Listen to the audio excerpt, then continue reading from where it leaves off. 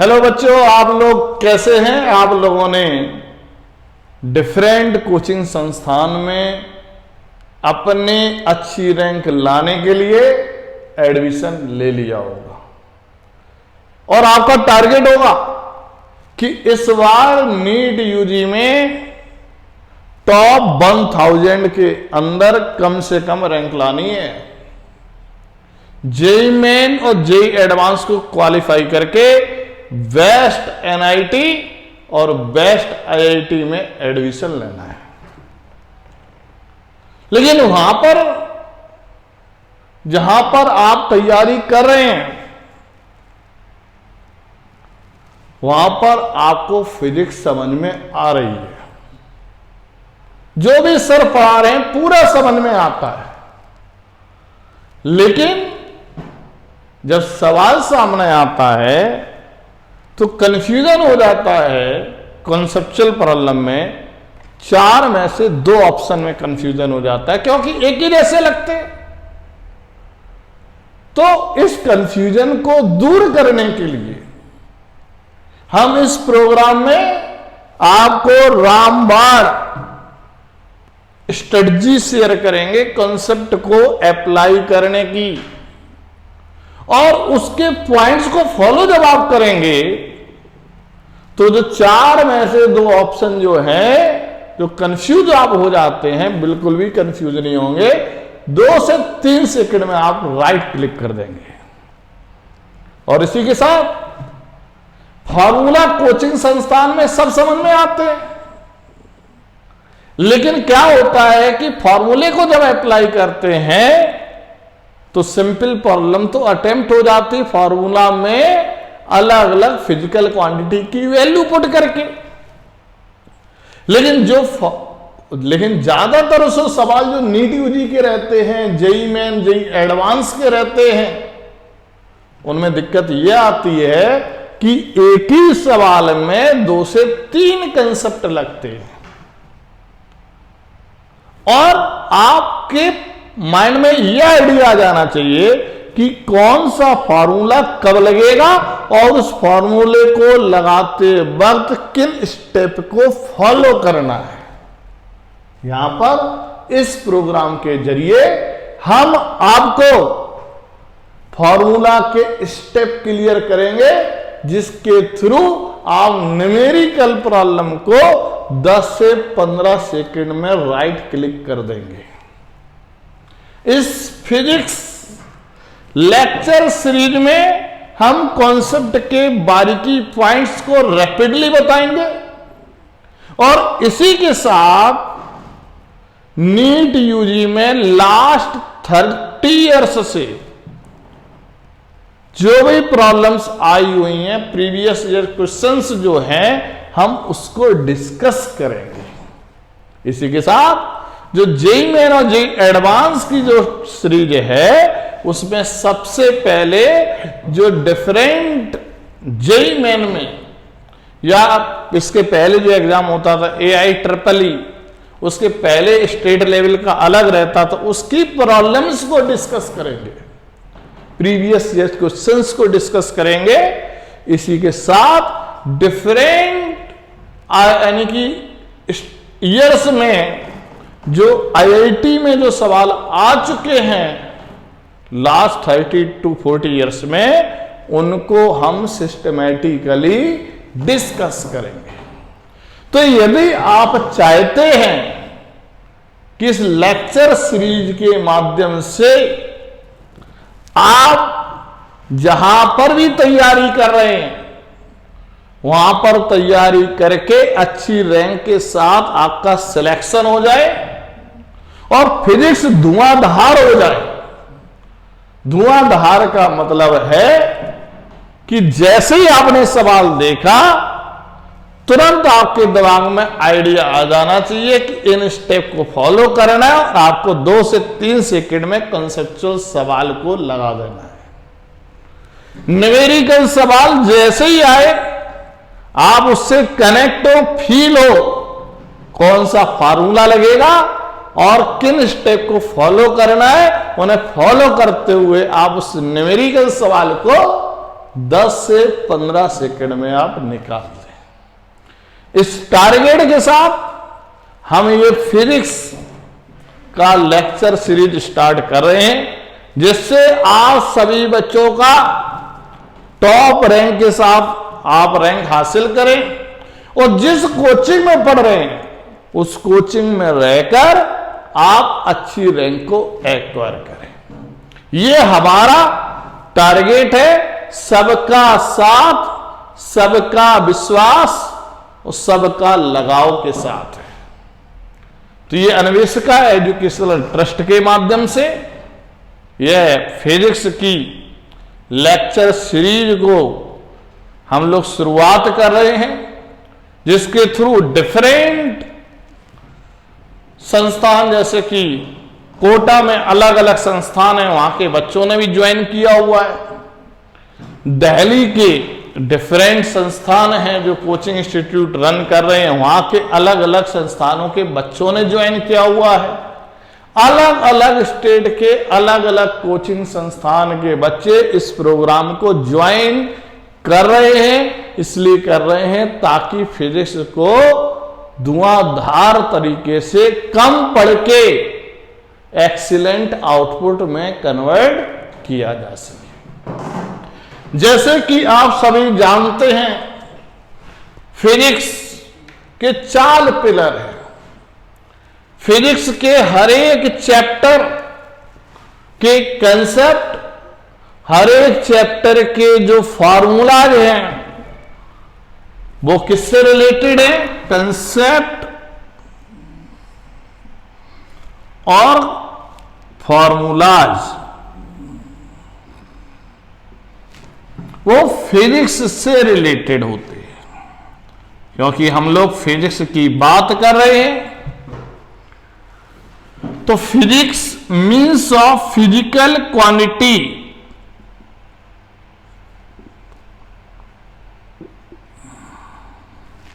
Physical quantity means vector and scalar. यानी कि physics के हर एक कंसेप्ट को जब आप कनेक्ट करके जब आप समझोगे तो आप कैसे अप्लाई करेंगे, किन स्टेप को फॉलो करते हुए अप्लाई करें ताकि कोई कंफ्यूजन ना हो। फिजिक्स के अलग अलग चैप्टर के फॉर्मूले को जब हम न्यूमेरिकल सवाल में अप्लाई करेंगे तो किन स्टेप को फॉलो करना है, यह हमें ध्यान देना होगा।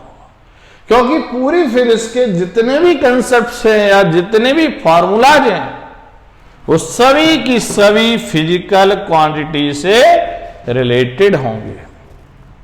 और physical quantity means vector and scalar. इसका मतलब फिजिक्स के कुछ कंसेप्ट वेक्टर से रिलेटेड होंगे और कुछ कंसेप्ट स्केलर से रिलेटेड होंगे। इसी तरीके से फिजिक्स के अलग अलग चैप्टर के फॉर्मूले, जैसे कि हमने मोशन का फॉर्मूला लिया v = u + at। अब इस फॉर्मूले में आपको देखना होगा कि इसमें लेफ्ट हैंड साइड में और राइट हैंड साइड में कौन कौन सी फिजिकल क्वांटिटी वेक्टर है और कौन कौन सी फिजिकल क्वांटिटी स्केलर है। अब पॉइंट आता है कि हमने पहचान लिया कि ये क्वांटिटी वेक्टर है, उससे रिलेटेड कंसेप्ट है। हमने पहचान लिया कि यहां पर v, u और a वेक्टर है और टाइम स्केलर है। अब फिर क्या करना होगा? अब इसको अप्लाई करना है। कैसे? पहले हमें वेक्टर का कंसेप्ट समझना पड़ेगा। वेक्टर मींस राम और scalar means Lakshman and other वानर सेना।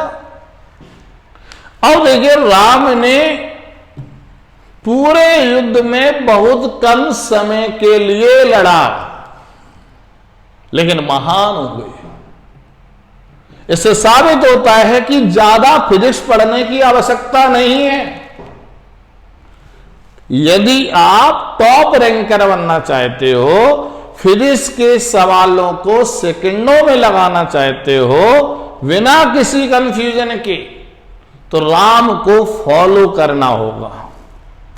राम ने बहुत ज्यादा समय के लिए नहीं लड़ा, जितना वानर सेना ने लड़ा, बहुत कम समय के लिए लड़ा और वो महान बने, मतलब भगवान बन गए। अब भगवान में और अदर वानर सेना लक्ष्मण में क्या डिफरेंस था? भगवान राम ने अपने तीर को सही दिशा में चलाया, राइट डायरेक्शन में चलाया, जबकि लक्ष्मण या अदर वानर सेना अपने तीर को रावण को मारने के लिए ही चला रही थी, लेकिन उनकी डायरेक्शन कांस्टेंट नहीं थी। कोई हाथ में मार रहा था, कोई सिर में मार रहा था, कोई टांग में मार रहा था। लेकिन भगवान राम ने केवल उनका टारगेट था कि हमारा तीर रावण की नाभि मतलब सेंटर ऑफ मास पर जाके लगे,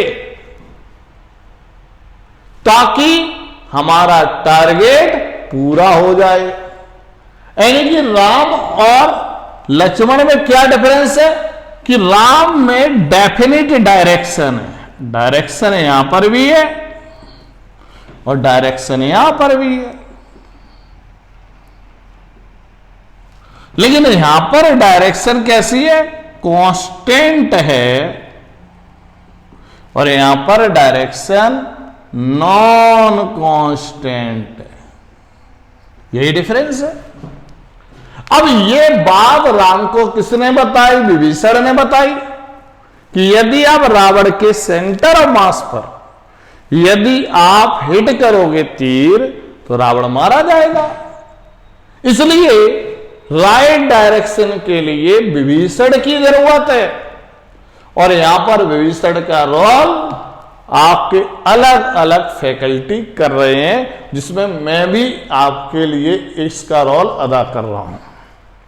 अब पॉइंट क्या हुआ कि वेक्टर स्केलर में इसके माध्यम से हमने सीखा कि वेक्टर में भी डायरेक्शन होती है, स्केलर में भी डायरेक्शन होती है, लेकिन वेक्टर वाले केस में डायरेक्शन डेफिनिट या कांस्टेंट होती है। स्केलर वाले केस में डायरेक्शन जो होती है वो यदि प्रेजेंट है तो वेरिएबल होगी, कांस्टेंट नहीं होगी, मतलब नॉन कांस्टेंट होगी। अब राम और रावण दोनों लड़ रहे थे, दोनों जो है यही फोकस कर रहे थे कि रावण को मारना है, दोनों सेम डिस्टेंस पे थे, अगल बगल खड़े होकर लड़ रहे थे, तो दोनों का मैग्नीट्यूड बराबर था। अब जब मैग्नीट्यूड बराबर था तो यहां पे अब आपको ध्यान देना है कि यहां पर भी मैग्नीट्यूड है और यहां पर भी मैग्नीट्यूड है, यहां पर भी मैग्नीट्यूड है, यहां पर भी है, लेकिन यहां पर कैसा मैग्नीट्यूड? कांस्टेंट, और यहां पर मैग्नीट्यूड कैसा है? कांस्टेंट, क्योंकि रावण और राम की जो डिस्टेंस है वो कांस्टेंट थी, वेरी नहीं कर रही थी। अब पॉइंट आता है कि राम क्या कर रहे थे? तो राम ने डेफिनेट डायरेक्शन में तीर चलाया और पावर के साथ चलाया। पावर का क्या मतलब है कि आप प्रैक्टिस कीजिए, जितनी ज्यादा सवालों की आप प्रैक्टिस करोगे उतना कॉन्फिडेंस, सेल्फ कॉन्फिडेंस आपका बिल्डअप होगा और डिटर्मिनेशन की वैल्यू जबरदस्त हो जाएगी। राइट? राम ने तीर चलाया और प्रैक्टिकली देखा जब तीर तो सही दिशा में चला रहे हैं, लेकिन रावण के पहले जाके गिर जा रहा है, तो भी टारगेट पूरा नहीं हुआ। तो राम ने देखा कि वहां पर कोई ना कोई पावर है जो इसको रोक रहा है। यदि वो पावर हमारी तरफ शिफ्ट हो जाए तो ये तीर रावण की नाभि पर हिट करेगा और रावण मारा जाएगा और हमारा टारगेट पूरा हो जाएगा। यानी कहने का मतलब क्या है? कहने का मतलब यह है कि डायरेक्शन राइट होनी चाहिए, मैग्नीट्यूड कांस्टेंट होना चाहिए, तभी आपका टारगेट पूरा होगा। इसका मतलब यदि आप नीट यूजी के टारगेट को पूरा करना चाहते हैं और एक्सीलेंट वे में करना चाहते हैं तो आपको राइट गाइडेंस की जरूरत है, गाइडेंस की जरूरत नहीं है, उसके साथ पावर की जरूरत है। क्योंकि वो जो पावर भगवान राम ने अपनी तरफ शिफ्ट किया तो नवरात्रि में पूजा की, उन्होंने प्रे किया माता रानी का, माता रानी ने नवमी के दिन उनको आशीर्वाद दिया और ठीक दशहरे को राम ने रावण को मारा। यानी कहने का मतलब यह है कि यदि आप राइट गाइडेंस और पावर का यूज करेंगे तो आप अपने टारगेट को कम समय में आप एक्सीलेंट आउटपुट के साथ सफल हो सकते हैं। वही राम ने किया। राम वेक्टर थे और लक्ष्मण स्केलर थे। राम ने भी तीर चलाया, लक्ष्मण ने भी तीर चलाया। राम ने राइट डायरेक्शन में चलाया, लक्ष्मण ने डायरेक्शन में चलाया, राइट डायरेक्शन में नहीं चलाया। तो राम और लक्ष्मण में एक ही डिफरेंस है, डायरेक्शन कांस्टेंट राम की और लक्ष्मण की डायरेक्शन वेरिएबल है। राम ने जो डिस्टेंस थी वो मैग्नीट्यूड कांस्टेंट राम का भी था और लक्ष्मण का भी था, दोनों का टारगेट कॉमन था। तो इस तरीके से हम देखते हैं कि जब क्विज़ का कोई भी कंसेप्ट वेक्टर से रिलेटेड होता है तो उसे अप्लाई करते वक्त डायरेक्शन का ध्यान देना है, जबकि स्केलर में नहीं देना है, क्योंकि स्केलर में डेफिनेट डायरेक्शन नहीं होती है। इसी तरीके से जब फिजिक्स के अलग अलग चैप्टर के अलग अलग फॉर्मूले को जब सवाल में लगाएंगे तो यहां पर भी कुछ वेक्टर होंगे, कुछ स्केलर होंगे, और जो जो वेक्टर हैं, जैसे ये वेक्टर, ये वेक्टर, ये वेक्टर, उन सब की डायरेक्शन कॉमन होनी चाहिए। अब ये डायरेक्शन फिजिक्स के फार्मूले में कॉमन किस किस की लोगे? जो जो उस फिजिक्स के फार्मूले में लेफ्ट साइड और राइट साइड वेक्टर है उनकी कॉमन लेनी होगी। इसलिए आप यदि वेक्टर चैप्टर का कॉन्सेंट्रेट होके यदि समझ लोगे तो नेचुरली पूरी फिजिक्स का फॉर्मूले को कब डायरेक्शन का ध्यान देना और किनकी डायरेक्शन कॉमन लेनी है ये आपको क्लियर हो जाएगा और कोई कंफ्यूजन अप्लाई करते वक्त नहीं होगा। इसी तरीके से किस कंसेप्ट को अप्लाई करते वक्त डायरेक्शन का ध्यान देना है और किसको नहीं देना है ये भी आपका क्लियर हो जाएगा। इससे हमने सीखा कि वेक्टर और स्केलर का एप्लीकेशन 100% फिजिक्स में है। इसी के साथ आपकी डेली लाइफ में है, आपके टारगेट को अचीव करने के लिए इसका यूज है। यदि आप बहुत ज्यादा पढ़ते हैं तो ये कोई जरूरी नहीं है कि आप टॉप रैंक हासिल करें। ज्यादा पढ़ने से, ब्रांडेड कोचिंग ज्वाइन करने से कभी सिलेक्शन नहीं होता। वो ये नहीं पूछता कि आपने किस कोचिंग संस्थान से आपने तैयारी की है, वो ये देखता है कि आपने जो सवाल लगाए हैं वो राइट है और स्कोर हाईएस्ट किसका है। तो हाईएस्ट स्कोर तभी हो पाएगा जब न्यूमेरिकल सवाल को 10 से 15 सेकंड में लगाने की कैपेबिलिटी आपके अंदर डेवलप होगी। तभी होगी जब फॉर्मूले के साथ उसकी टर्म्स और कंडीशन क्लियर होंगी और न्यूमेरिक और जो कंसेप्चुअल सवाल है उसे अप्लाई करने की कैपेबिलिटी तभी होगी जब आपको कब डायरेक्शन का ध्यान देना है और कब नहीं देना है इसको आपको समझना पड़ेगा। तो आप इस वजह से पावर राइट गाइडेंस मैं दे रहा हूं, आप पूरा पावर लगाइए। आपके जो भी डाउट आ रहे हैं आप हमको कमेंट कीजिए, आप अपने प्रॉब्लम्स को लिखिए, भेजिए, हम उसका सॉल्यूशन बताएंगे। किसी भी लेवल का सवाल, किसी भी कोचिंग संस्थान का सवाल हो आप हमसे पूछ सकते हैं डायरेक्टली बिना किसी हेजिटेशन के। और मेरा वादा है कि यदि आपने ये वाली लेक्चर सीरीज को ध्यान से वॉच किया और उसे अप्लाई किया, पावर डेवलप किया, जो आपने टेस्ट में यहां से जो कंडक्ट करूंगा उस टेस्ट को सीरियस दिया और उसको टेस्ट में जो कमी आप लोग करेंगे जैसे कि कैलकुलेशन मिस्टेक, आपके फार्मूला सही लगाए लेकिन ऑप्शन तब भी गलत आया या फार्मूला ही गलत लगाया, कुछ सवाल छूट गए हैं, इन्हें आप कंट्रोल कैसे करें ताकि जब भी आप फिजिक्स का पेपर दें जितना करें वो सही हो और आता हुआ ना छोड़ें। तो भी आपका स्कोर बेस्ट होगा, क्योंकि हमेशा अच्छी रैंक एक्यूरेसी और टाइम मैनेजमेंट से आती है। एक्यूरेसी का मतलब है जितना करें सॉलिड करें, कुछ भी गलत ना करें, और टाइम मैनेजमेंट का मतलब है बिना किसी स्ट्रेस के आपको टाइम इस तरीके से मैनेज करना है कि कुछ भी छोड़कर आता हुआ ना आए। तो आपने ये देखा कि फिजिक्स वाले में किसी भी चैप्टर के कंसेप्ट को समझ के अप्लाई करने में आपको देखना पड़ेगा कि कौन वेक्टर से रिलेटेड है, कि स्केलर से यदि वेक्टर से रिलेटेड है तो डायरेक्शन का ध्यान देना पड़ेगा। इसी तरीके से यदि कोई भी फॉर्मूले को फिजिक्स के अलग अलग चैप्टर के फॉर्मूले को सवाल में आप अप्लाई कर रहे हैं तो ये देखना पड़ेगा कि आपका कौन कौन सी क्वांटिटी वेक्टर है, कौन कौन सी क्वांटिटी स्केलर है। जो वेक्टर हैं उन सबकी डायरेक्शन कॉमन होनी चाहिए। इसलिए फिजिकल क्वांटिटी का यूज 100% हर एक चैप्टर के हर एक फॉर्मूले में, हर एक चैप्टर के हर एक कंसेप्ट को अप्लाई करने में है। पहला पॉइंट, वेक्टर का यूज 100% डेली लाइफ में भी है और आपके फिजिक्स में भी है। अब पॉइंट आता है दूसरा। क्या दूसरा आता है कि यहां पर आपको देखना है कि आपसे जो पूछा गया है वो क्या पूछा गया है। मान लीजिएगा आप एक कार जा रही है रोड पर और आपसे मैंने बोला इस कार की स्पीड बताइए। तो स्पीड को बताने के लिए आप उसे देखेंगे, वॉच करेंगे और देखकर उसका आंसर बताएंगे। तो देखेंगे कहां से?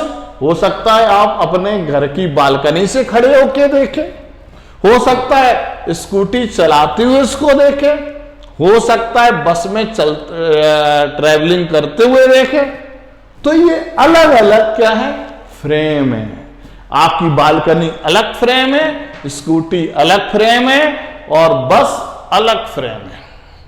और यदि वो फ्रेम रेस्ट पर है तो इनर्शियल फ्रेम बोलते हैं, और यदि फ्रेम मोशन कर रहा है तो नॉन इनर्शियल बोलते हैं। अब पॉइंट आता है कि जब आप नॉन इनर्शियल से जब भी आप ऑब्जर्व करोगे, जैसे आप स्कूटी चला रहे हो तो चलाते हुए जब ऑब्जर्व करोगे तो वो फ्रेम कौन है? Non inertial. नॉन इनर्शियल से जब भी आप ऑब्जर्व करोगे तो रिलेटिव ऑब्जर्व करोगे, और जब आप रेस्ट वाले फ्रेम से ऑब्जर्व करोगे तो एक्चुअल ऑब्जर्व करोगे। इसका मतलब स्कूटी जब आप चला रहे हैं तो वो फ्रेम नॉन इनर्शियल है, तो इसका मतलब आप चलाते स्कूटी से जब भी आप उसकी स्पीड देखोगे तो रिलेटिव स्पीड देखोगे, रिलेटिव पोजीशन देखोगे, रिलेटिव फोर्स देखोगे। जो गाड़ियां आके टकराए और आपने वॉच किया और आप स्कूटी चलाते हुए देख रहे हैं तो मतलब स्कूटी चल रही है, मतलब नॉन इनर्शियल है, और नॉन इनर्शियल है इसका मतलब आपने रिलेटिव कोलिजन देखा। आप सड़क पे दौड़ रहे हैं और बारिश हो रही है तब आप इसकी स्पीड देख रहे हैं तो क्या है? जब दौड़ रहे हैं तो क्या है? Non inertial. इसका मतलब रिलेटिव स्पीड ऑफ रेन देखेंगे, रिलेटिव वेलोसिटी ऑफ रेन देखेंगे। ये आपको ध्यान देना पड़ेगा। रिलेटिव स्पीड ऑफ रेन देखोगे, रिलेटिव वेलोसिटी देखोगे। लेकिन आप यदि रोड पर खड़े हैं तो खड़े हैं तो मतलब रेस्ट पे, मतलब इनर्शियल है। अब आप बारिश की स्पीड एक्चुअल देखेंगे क्योंकि इनर्शियल से देख रहे हैं। तो मान लीजिएगा कि एक आप दौड़ते हुए एक रिवॉल्वर से फायर किया बुलेट, और आगे एक व्यक्ति दौड़ रहा था चोर और उसको जाके लग गया। पूछा किस टाइम लगा, तो कौन सा टाइम पूछा गया? रिलेटिव टाइम पूछा गया। तो यहां पर मान लीजिएगा, यहां पर इक्वेशन लगेगी s equal to ut plus half at²। तो आपसे जो t अननोन है वो क्या है? रिलेटिव। तो इसका मतलब सभी नॉन रिलेटिव होने चाहिए। रिलेटिव सेपरेशन लेना होगा, रिलेटिव इनिशियल वेलोसिटी लेनी होगी, रिलेटिव एक्सेलरेशन लेना होगा।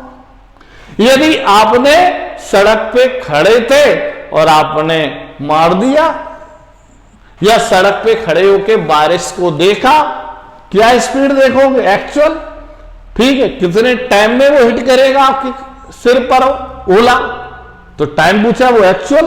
तो जब एक्चुअल पूछा गया है तो ग्राउंड के तो सभी नॉन ग्राउंड के रिस्पेक्ट पे होने चाहिए।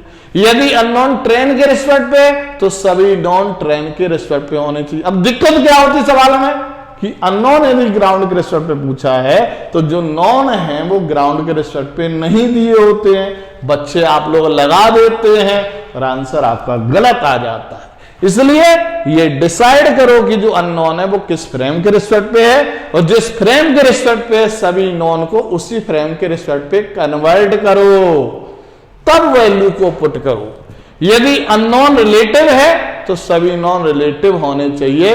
दूसरी बात आपको याद रखनी है और इसको ध्यान रखते हुए अप्लाई करोगे तो कोई कंफ्यूजन नहीं होगा। ये रिलेटिव कंसेप्ट का फ्रेम और रेफरेंस का 100% फिजिक्स के हर एक चैप्टर के हर एक फॉर्मूले को अलग अलग लेवल की प्रॉब्लम में लगाने में यूज है। तीसरा पॉइंट है यूनिट। जो भी अननोन है उसका ऑप्शन किस यूनिट सिस्टम के रिस्पेक्ट पे, तो सभी नॉन उसी यूनिट सिस्टम के रिस्पेक्ट पे लेना पड़ेगा। और इनको मैथमेटिकली सॉल्व करने के लिए कभी इंटीग्रेशन का कभी डिफरेंशिएशन का यूज करना पड़ेगा। तो इन 4 पिलर के थ्रू फिजिक्स को चलाया जाता है। नंबर फर्स्ट, वेक्टर और स्केलर का कंसेप्ट धुआंधार होना चाहिए, पेन चलाने की आवश्यकता नहीं होनी चाहिए। दूसरा पॉइंट, रिलेटिव कंसेप्ट, फ्रेम और रेफरेंस का कंसेप्ट, कैसे एक फ्रेम से दूसरे फ्रेम के रिस्पेक्ट पे हम फिजिकल क्वांटिटी कन्वर्ट करेंगे, देख के ही आ जाना चाहिए क्योंकि इसका भी यूज 100% है। यूनिट सिस्टम का कंसेप्ट धुआंधार होना चाहिए, डिफरेंशिएशन और इंटीग्रेशन का होना चाहिए। क्योंकि यदि आपसे बोला गया है कि एक रॉड है और आपको इसका मोमेंट ऑफ इनर्शिया इसके अबाउट बताना है रॉड का, अब क्या होता है कि I = mr², ये फॉर्मूला होता है। लेकिन फॉर्मूले की टर्म्स और कंडीशन क्या है कि m पॉइंट मास होना चाहिए एक्सिस ऑफ रोटेशन के लिए, पॉइंट मास होना चाहिए, dm होना चाहिए r से dr की दूरी पे। पॉइंट मास लिया क्यों? ताकि ये फॉर्मूला लग जाए।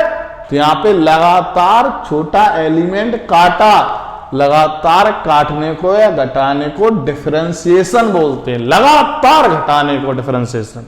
तो हमने फॉर्मूला लगा दिया क्या, यार की दूरी पे, तो इसका डी हो गया dm × r²। लेकिन सवाल में इस एलिमेंट का थोड़ी पूछा है, सवाल में तो पूरी रॉड का पूछा है। तो इन एलिमेंट को यहां से काटना शुरू किया था तो यहां से ही जोड़ेंगे और लगातार इन एलिमेंट को यहां तक जोड़ते जाएंगे। तो लगातार जोड़ने का क्या मतलब है? इंटीग्रेशन। इसका मतलब जो रेगुलर बॉडी है उनका मैथमेटिकल सॉल्यूशन डिफरेंशिएशन और इंटीग्रेशन के माध्यम से आएगा। ग्राफ में भी यदि स्लोप निकालना है तो डिफरेंशिएशन लगेगा और एरिया निकालना है तो इंटीग्रेशन लगेगा। इस तरीके से आपको इन 4 बातों को बहुत ही ध्यान से पढ़ना है। डिफरेंशिएशन, इंटीग्रेशन, वेक्टर, रिलेटिव, ये आपके धुआंधार होने चाहिए। यदि आपका ये सॉफ्टवेयर डाउनलोड हो गया आप में तो फिजिक्स के हर एक चैप्टर के हर एक कंसेप्ट को ऐसा समझोगे कि टीचर के तोते उड़ा दोगे, ऐसा समझोगे कि डिफरेंट लेवल की किसी भी कंडीशन की सवाल आ जाए आप सेकंडों में निकालना सीख जाओगे। तो मैं आशा रखता हूं कि हमारे इस चैनल को आप जरूर सब्सक्राइब करें, दोस्त यारों को शेयर करें ताकि सबका भला हो, सब बच्चे मेहनत करें, सभी का सिलेक्शन हो। जब सोच सही होगी तो एक्शन सही होगा तो रिजल्ट भी एक्सीलेंट ही आएगा।